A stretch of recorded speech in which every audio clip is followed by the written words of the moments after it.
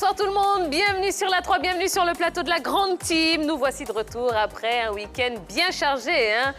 Fête des pères, fête de la musique, et bien on espère en tout cas que vous avez trouvé votre bonheur sur la 3 parce qu'il y avait effectivement un super programme qui vous a accompagné tout au long du week-end.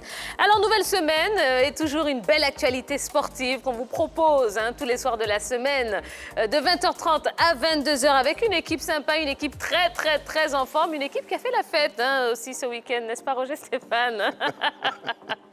Bonsoir Tia. Comment allez-vous? Ouais, ça va, tranquille. Bon, vous, c'était plus quoi? Fête des pères ou fête de la musique? Oh, on va dire des pères, hein, mais dans la sobriété, quoi, sans grand bruit. Parce que bon... Un jour, on va mettre une caméra dans votre mais... sac. On va voir qui vous êtes vraiment, Roger Alors, Stéphane. ce que vous allez voir, c'est beaucoup de prières, lecture de la Bible et puis en train de préparer des prédications. C'est ce que vous allez voir. Et ça va être très bien. Bonsoir Jojo. Ah, bonsoir Tia. Et vous alors ce week-end? Ouais, c'était bien. Ouais. Trop de sobriété. Bah, j'emprunte le mot à Roger Stéphane. Ah d'accord. Ah mais c'était bien. Bien la fête de la musique le samedi. Ouais. J'étais dans un endroit où il y avait de la musique. C'est vraiment bien passé. Il y avait moins de 50 personnes, rassurez-moi. Non, on était 3. Ouais, on était 3. Et c'était bien? Oui, Belle c'était ambiance. très bien. On a très bien mangé aussi. Très bien. Oui. On est ravis. Bonsoir Yellow. Bonsoir Tia. Et vous alors ce week-end? Je me suis reposée assez, voilà, je suis là aujourd'hui. Voilà. D'accord. Eh bien, super. Oui, un week-end pour certains tout en sobriété parce que effectivement, le coronavirus est toujours là et il y a toujours ces gestes barrières qu'on vous demande d'appliquer avec beaucoup d'attention. Il faut tout simplement se couvrir le nez et la bouche avec un mouchoir pour éternuer ou pour tousser. Il faut se laver régulièrement les mains avec de l'eau et du savon et puis il faut éviter tout contact étroit avec une personne souffrant de fièvre, de toux ou de rhume.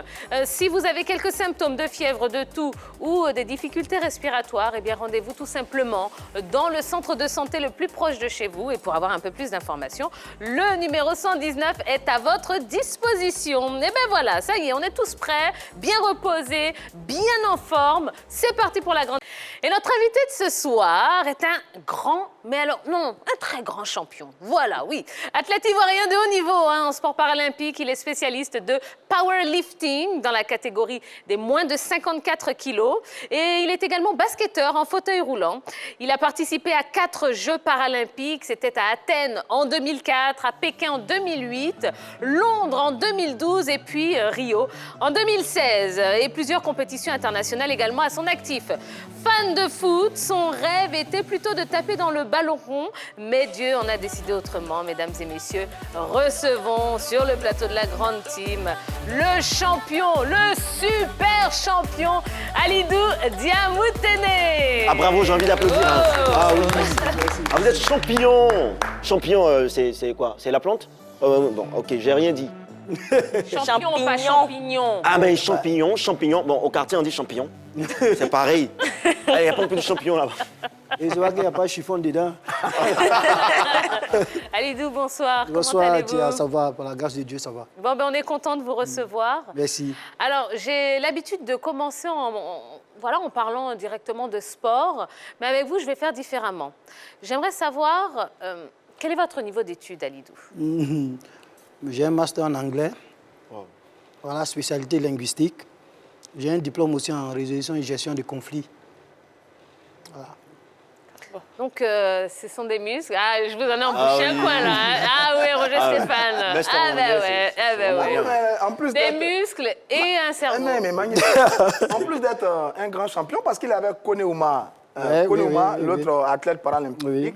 Vous êtes peut-être les athlètes les plus médaillés de l'histoire du sport en Côte d'Ivoire. Et ça, bravo et félicitations. Merci. Et on apprend en plus que vous avez une tête bien pleine. Mais c'est très bien. Merci en tout cas, beaucoup. félicitations à vous. Merci beaucoup. Et vous comprendrez pourquoi on a commencé par cette question, parce que c'est bien de planter le décor. Oui, Alidou Diamoutene, ce sont des muscles, mais c'est également une tête bien pleine, comme vous le disiez, Roger Stéphane. Alors, justement, parlons un petit peu de votre palmarès, de vos titres, parce qu'il y en a énormément. Et c'est D'Angeles Kofi qui arrive tout de suite sur le plateau pour nous dresser un petit peu tout ça. Voilà, bonsoir D'Angeles. Bonsoir Tia. Non, vous ne devriez même pas faire ça. Ah oui. Parce que, il faut savoir où sa main arrive, vous savez. On a un champion comme ça. Ben oui, mais justement. Vous n'êtes pas champion, Bonsoir, vous êtes champignon. Bonsoir, champion. Bonsoir. Le palmarès de notre invité para-powerlifting, champion de Côte d'Ivoire.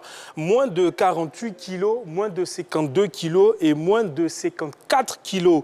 Meilleur athlète paralympique aux Awards des sports paralympiques. Champion d'Afrique des para-powerlifting, moins de 54 kilos en Égypte 2009. Vice-champion du monde para-powerlifting, moins de 54 kilos, Dubaï 2015. Finaliste des Jeux paralympiques 2004, 2008, 2012 et 2016. Médaille d'or Arnold Sport Festival Africa chez les valides, je dis bien chez les valides Afrique du Sud 2019. Record africain des moins de 59 kilos. 26 médailles au total, 16 en or, 3 en argent, 7 en bronze. Tia, c'est un champion. Un vrai champion, hein, qu'on reçoit ce soir. Il pense à quoi quand il est en pleine compétition? Vous pensez à quoi? Parce que moi, je vais penser à la nourriture, hein. C'est ça qui vous motive, non? Bon, moi, je pense à quoi? Je pense à tous ces moments de dur travail à l'entraînement parce que, voilà, tu passes des années, des mois pour t'entraîner et ton passage, c'est en 2 minutes. Vous avez trois passages en deux minutes et ta performance la plus élevée, c'est ce qu'on retient. Vous voyez? Voilà, parce que voilà, tu t'es entraîné tout le temps, par exemple pendant 5 mois. Ouais. Et en 2 minutes, ton sort est scellé, tu vois. Oui. Donc, quand je pense à tout ce travail, voilà, quand je pense aussi à ma fille que je dois faire plaisir, oui. Quand je pense au pays, oui. Voilà, quand je pense à tout ça, voilà, tous ceux qui m'ont aidé, tous ceux qui m'aident, tous ceux qui sont avec moi le jour pour, voilà. Quand je pense à tout cela, je dis, voilà, il faut que je donne le maximum, le meilleur de moi-même. Ouais. Voilà. Alors, 4 Jeux paralympiques, plusieurs compétitions internationales, de nombreuses médailles à votre actif, Alidou. Est-ce qu'on peut dire aujourd'hui que financièrement, vous êtes à l'aise? À l'aise comment? Est-ce que vous avez beaucoup d'argent sur votre compte en banque? Ah, non, pas du tout, pas du tout. Et vous voyez, quand tu aimes ton pays, tu es obligé de te sacrifier et tu fais tout ce que tu peux pour pouvoir toujours représenter le pays. Mais en réalité, rien. Rien. Alors, c'est un petit peu... c'est surprenant, hein? Oui, c'est assez difficile à comprendre quand même. Un grand champion, vous avez fait quasiment le tour du monde, voilà. Vous avez quelques records, vous avez des titres mondiaux, des médailles, etc. Voilà, pas de reconnaissance. Mais il y a bien quelques cagnottes dans toutes ces médailles-là, quand même, au plan international. Les cagnottes, chez nous, ça ne se passe pas, comme on appelle, comme vous voyez en athlétisme, où on parle de Diamond League, c'est différent. Toi, c'est ton pays qui doit te récompenser, tu comprends? Quand tu vas à une compétition, tu représentes ton pays. Si tu as eu, par exemple, la médaille d'or, tu as eu la médaille d'argent, tu as eu, bon, s'il y a une cagnotte par rapport à cela, donc voilà. C'est pas pareil comme pour l'athlétisme, voilà, je veux dire. D'accord. Voilà. Bon, on aura l'occasion. Oui. Concernant les primes, concernant les primes, bon, voilà, vous savez que, voilà, une fois que vous partez en compétition, si c'est sur une semaine, les primes, ce qu'on appelle les primes objectives, oui, ça tombe, mais quand vous gagnez une médaille où on doit vous reconnaître, où on doit faire quelque chose, à ce niveau-là, c'est difficile, voilà. D'accord, très bien. Voilà. Le grand champion paralympique, hein, Alidou Diamoutene, sur le plateau de la Grande Team ce soir. Si vous avez des questions à lui poser, eh bien regardez, Jojo, il est là, il a sa tablette en main et il se fera un plaisir d'être votre relais ici sur le plateau de la Grande Team. Vous pouvez également commenter les différentes questions qui vous seront proposées tout au long de l'émission. Voilà, on se fera un plaisir de vous lire. Eh bien, on commence, hein, c'est parti. Alidou, ça va prêt? Oui, ça va, je suis prêt, tranquille. Je ne ferai rien pour Yellow, je sais qu'elle est là. Sécurité. C'est ça. Qui va l'attaquer? C'est Jojo qui est en danger. L'entraîneur champion. Allez, on commence. Première séquence, c'est l'actu.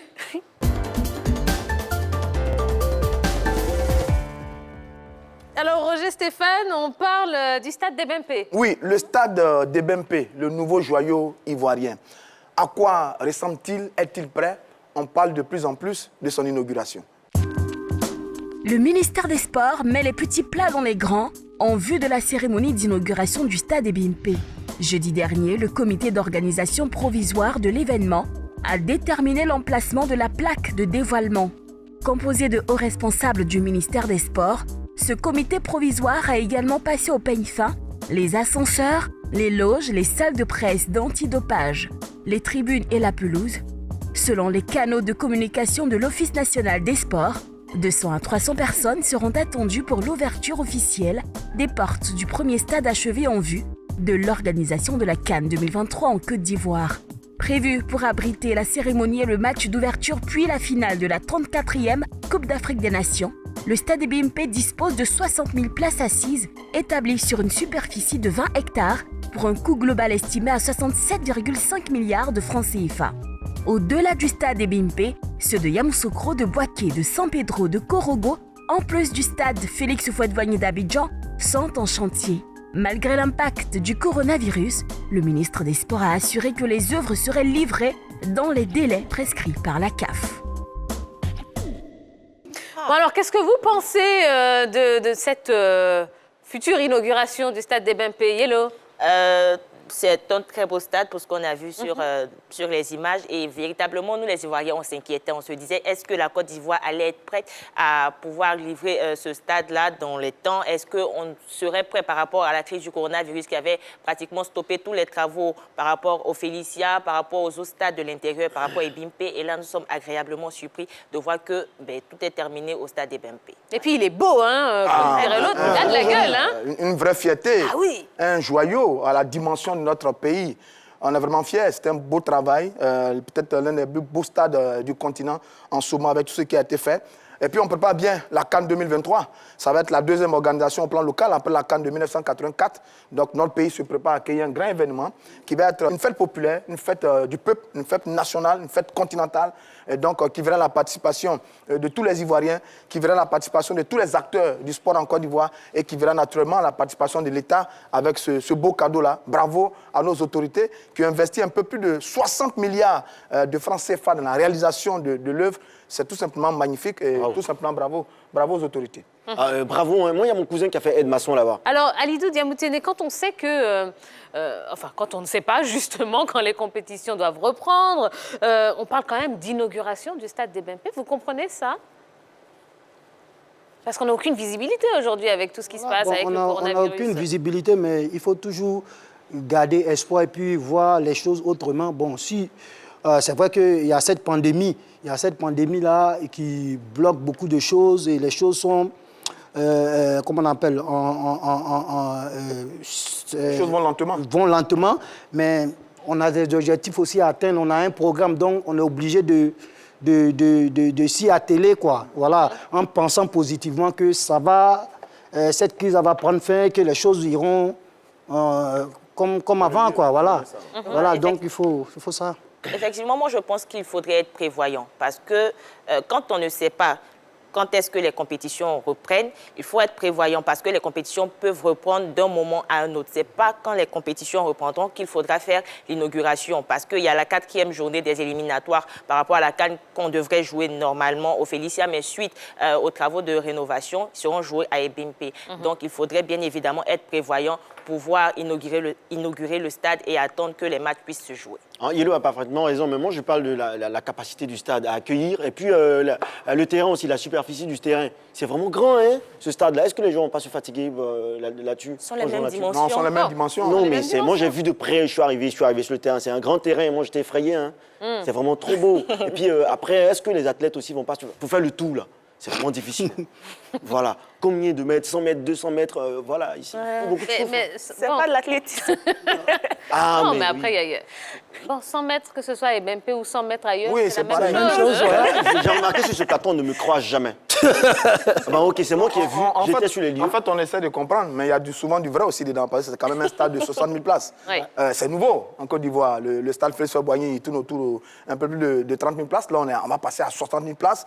Il y a toutes les commodités à l'intérieur, des ascenseurs, des choses qu'on n'a pas encore vues au plan local. Donc ça, c'est très bien. Mais la bonne nouvelle, c'est que la plupart de nos athlètes, parlant de football, qui vont évoluer dedans, bon, sont habitués à ce genre de stade, hein, parce qu'ils évoluent en Europe dans ce genre de stade. Donc c'est très bien. Maintenant, sur l'inauguration, mais c'est une bonne chose d'inaugurer le stade. Dans tous les cas, ça doit être fait. Et ça peut venir combler un vide en ce moment. Parce que le vide qu'on a, c'est qu'il n'y a pas de football, il n'y a pas de compétition. Donc, programmer une ouverture, une inauguration pour ce merveilleux stade-là, ça va combler un vide. Et ça pourrait être aussi peut-être le top départ du retour de la compétition au plan local. Sait-on jamais. Mais comme il dit notre champion, c'est bon de se projeter par rapport à l'avenir, parce qu'à la vérité, on pourrait reprendre les hostilités très, très bientôt. Alors, un stade de 60 000 places, pourtant, l'inauguration se ferait sans public. Est-ce qu'il y a urgence vraiment à faire cette inauguration? Est-ce qu'il ne serait pas mieux peut-être d'attendre qu'on sorte de cette pandémie du coronavirus et puis après, on inaugure ça comme il se doit? Alidou. Bon, moi, je pense qu'on ne sait pas quand est-ce que cette pandémie aussi va finir. Et comme ils ont leur programme, ils ont un plan. Moi, je pense que ça ne doit pas aussi arrêter les activités. On doit prendre, comment on appelle, soin de mettre en pratique les mesures barrières, tout ça. Mais si c'est dans le programme, tu vois, et que c'est la date qu'ils ont prévue, moi, je pense que le faire, il n'y a pas de souci. Voilà. Parce que ça doit continuer. Voilà, il faut le faire, quoi. Voilà, il faut. Moi, je crains un peu pour le public. Parce qu'aux alentours du stade, il n'y a carrément rien. Hein.